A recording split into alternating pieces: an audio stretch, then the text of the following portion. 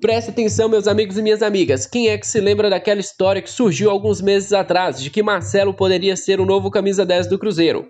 Um jogador que tem uma amizade muito grande com o dono da Raposa, o Ronaldo Fenômeno. E o próprio Marcelo está de saída do Real Madrid, o contrato acabou e ele já decidiu o seu futuro. O próprio Marcelo foi direto e reto. Falou sobre as possibilidades de voltar ao futebol brasileiro. Mas antes de falarmos sobre o que o Marcelo diz, eu gostaria de pedir a cada um de vocês que deixem aqui o seu gostei e nos ajudem a bater a meta dos 800 likes para este vídeo. É muito pouco comparado ao tamanho da maior torcida de Minas Gerais. Eu conto demais com o apoio de vocês para melhorarmos o engajamento do nosso canal. Agora, galera, o Marcelo foi direto e reto. Ele falou assim: olha, eu tenho tal idade, não pretendo voltar ao Brasil. Alguns falam Fluminense, alguns falam Botafogo. Eu não vou ao Brasil. Foram palavras do Marcelo. Então, se alguém tinha na cabeça aquela possibilidade que Marcelo, por ter uma amizade com Ronaldo, poderia vir ao Cruzeiro, esquece. Marcelo vai continuar na Europa. Ainda tem lenha para queimar, ainda tem futebol para, por exemplo, jogar uma Champions Cup.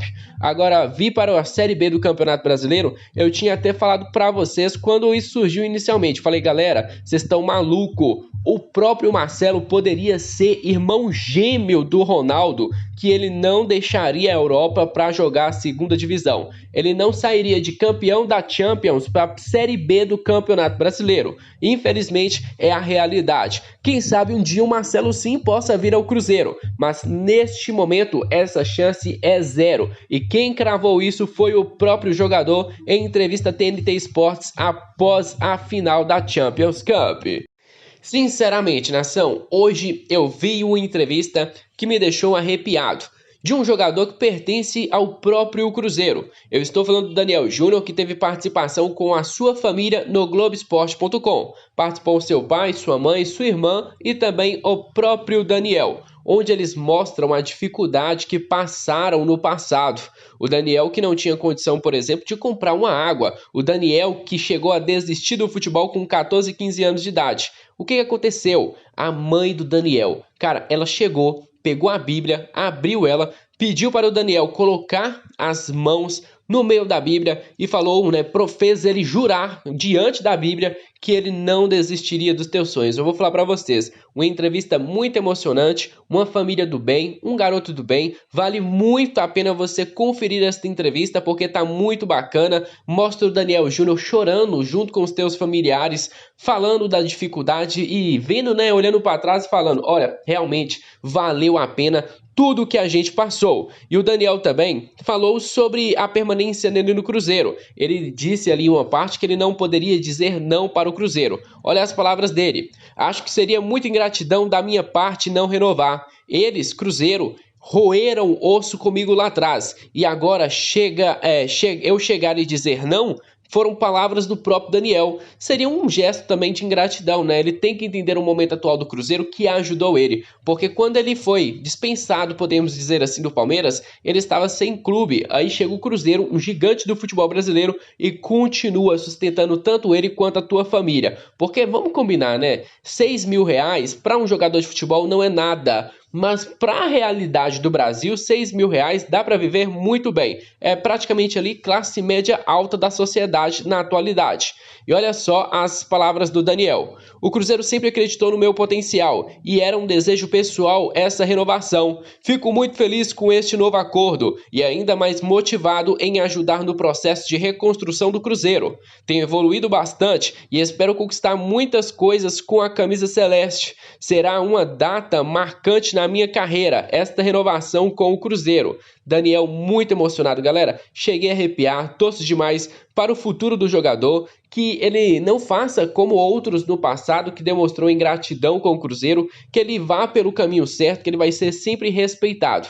Tem coisa que o dinheiro não compra, o respeito, a gratidão. E o Daniel até o momento está no caminho certo. Fico muito feliz por ele e também pelos teus familiares, que hoje têm uma condição melhor graças ao esforço que eles tiveram no passado, graças à fé que eles tiveram e graças também ao Daniel Júnior, que não desistiu dos teus sonhos. Vale muito a pena depois vocês verem a entrevista depois que acabar o vídeo aqui no nosso canal.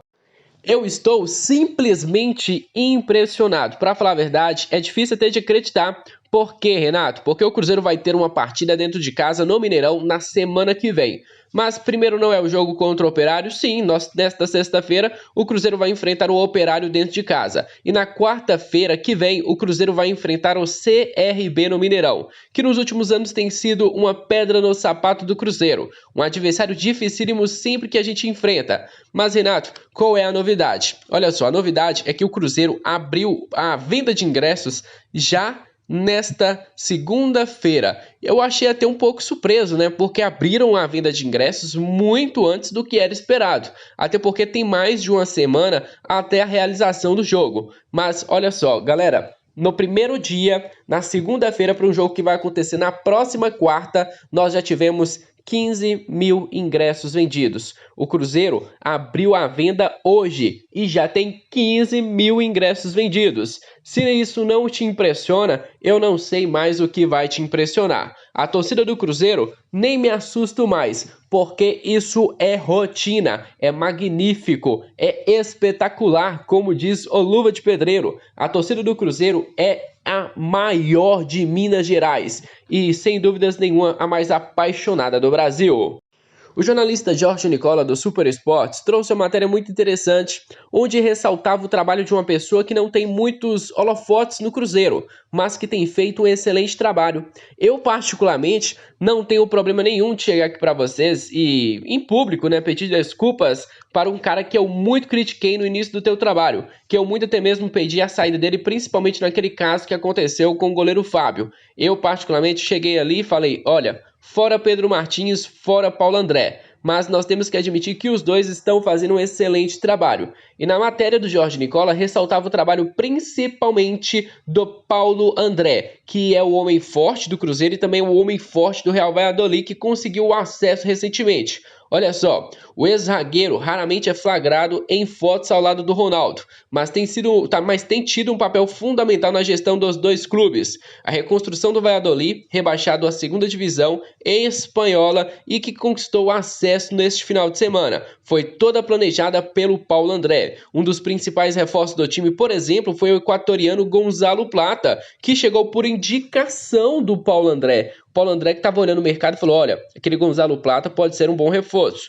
E nesta atual temporada, Gonzalo Plata foi um dos principais jogadores do Valladolid. O mesmo também vale para o Cruzeiro. Por exemplo, ninguém conhecia o Paulo Pezzolano. Não adianta falar, isso e aquilo. O que a gente conheceu do Paulo Pezzolano foi o que os jornalistas de fora falaram sobre ele. Era um bom treinador, foi muito bem indicado, mas ninguém acompanhava, ninguém conhecia o Paulo Pezzolano. E foi uma investida do Paulo André. O Pedro Martins, na época, estava começando seu serviço. Então toda a transição da chegada do novo treinador foi praticamente feita pelo Paulo André. Excelente trabalho. E outra aposta feita pelo Paulo André foi o atacante Rafael Silva, que estava no futebol chinês. O próprio Rafael Silva falou, né, que já tinha conversado com o Paulo André antes, na época que ele trabalhava no Atlético Paranaense, já tinha uma possibilidade dele ir jogar no Atlético Paranaense, não aconteceu na época, e quando ele veio para o Cruzeiro, ele entrou em contrato com o Rafael Silva e convenceu o jogador que recebia milhões na China a receber praticamente assim um salário mínimo do futebol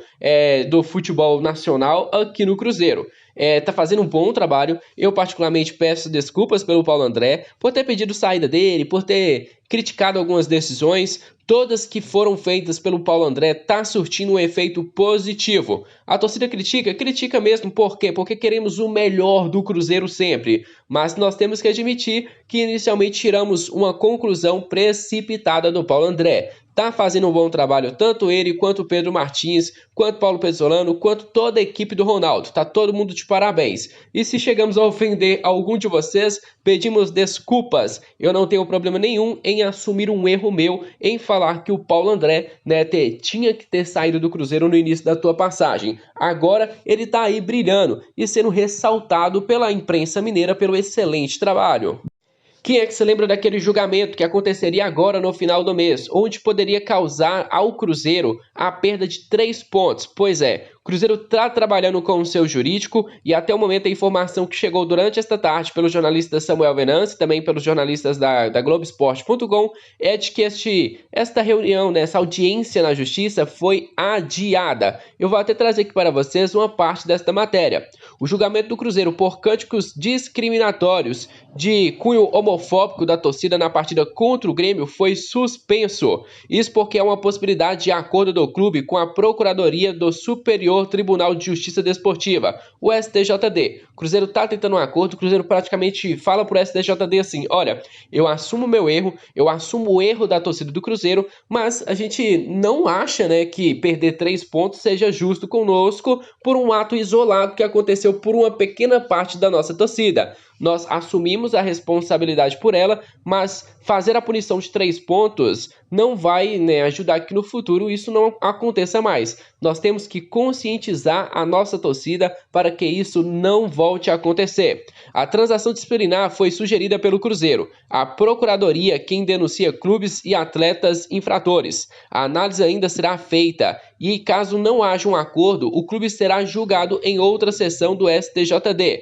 A próxima vai ocorrer na segunda-feira, dia 6, ou seja, foi adiado, né? O Cruzeiro ganhou mais um tempo para conseguir mais argumentos e se defender na justiça. Vai precisar. Hoje nós temos 9 pontos do quinto colocado, mas mesmo assim 3 pontos são muito difíceis de ser conquistados. Eles não podem ser tirados simplesmente por causa de um ato isolado ridículo feito por alguns, né, torcedores, entre aspas, podemos dizer assim. Tomara que essa galera tenha aprendido que isso não volte a repetir nos estádios. Nós estamos em 2022. Não há mais espaço para isso no futebol e também no mundo.